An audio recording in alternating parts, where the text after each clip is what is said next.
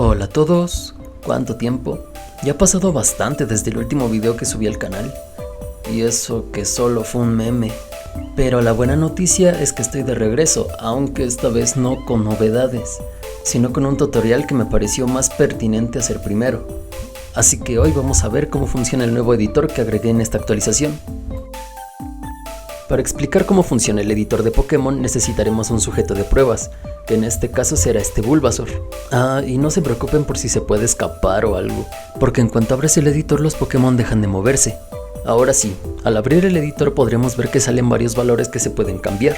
El primero de ellos es la variante, la cual siempre tiene que ser un número de 0 a 5. Y en pantalla les voy a estar dejando listas de resultados para que no estén tan perdidos, y así ustedes puedan saber qué valores introducir y cuáles no. La subespecie de momento la dejaremos quieta porque en este momento este valor no tiene ningún resultado disponible. Luego tenemos la salud, la cual yo recomendaría ponerla en 1 para que no presente muchos problemas al momento de capturarlo. Después tenemos el estado, el cual es todo lo que viene siendo la parálisis, el congelamiento, el veneno y así. En este caso yo le voy a poner 1, lo que significa que va a estar paralizado. Luego tenemos la amistad, cuyo nivel máximo es 255 y no recomiendo subirlo de ahí. Después está el nivel, al cual le voy a poner 100, más que nada para que vean los cambios en las estadísticas, pero de igual manera ustedes le pueden poner el valor que quieran. Luego la naturaleza, la que le voy a dejar en 1 porque la verdad es que no recuerdo la lista de naturalezas. Y de todas formas ustedes sí se los dejaré en pantalla. Luego el objeto, al cual le pondré 4, que es el identificador de la valla Meloc. Al nivel Dynamax hay que ponerle un valor entre el 0 y 10, y esto es necesario porque si se pone un valor inferior o superior la mecánica deja de funcionar. Y ya para finalizar solo faltan los ataques, los cuales podrán encontrar en la Dex de movimientos, y yo un poco por las prisas solo le voy a poner los ataques que ya tiene, pero ustedes revisando la Dex de movimientos podrán ponerse creativos en ese apartado. Y como ven, una vez confirmamos todos los valores, se le van a aplicar al Pokémon que estemos editando. En este caso sería un Bulbasaur macho Shiny que está paralizado, y para tenerlo en nuestro equipo solo resta capturarlo. Y bueno, en este momento ya lo tenemos en nuestro equipo. Ahora si lo revisamos vamos a ver que tiene exactamente los mismos valores que le pusimos anteriormente, por lo que efectivamente el menú funciona bien. Solo el único problema sería familiarizarse con los datos que tienes que meter, para no acabarlo bugueando.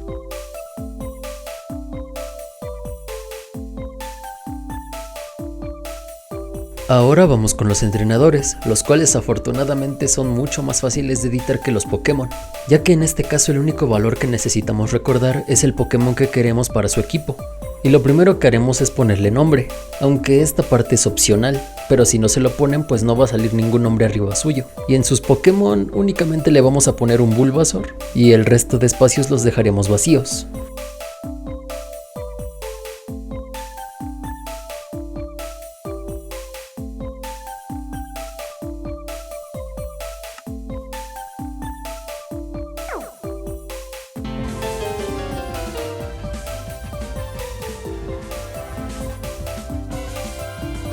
Y tras el combate podemos confirmar que nos salió otro Pokémon, lo que significa que la edición funcionó correctamente. Omitiendo el hecho de que este estúpido pensó que ganó, me parece que todo funciona bien. Y por fin llegamos al final del video. Como dije al principio, este no es un video de novedades, así que no espero que dure tanto. Solo es para mostrar un poco más a fondo una de las mecánicas más importantes de esta actualización. Y posiblemente en unos días suba, ahora sí, el video de las novedades, que ya no sería preview sino que sería review. Finalmente y sin nada más que agregar, feliz día del peluquero y nos vemos en otra ocasión.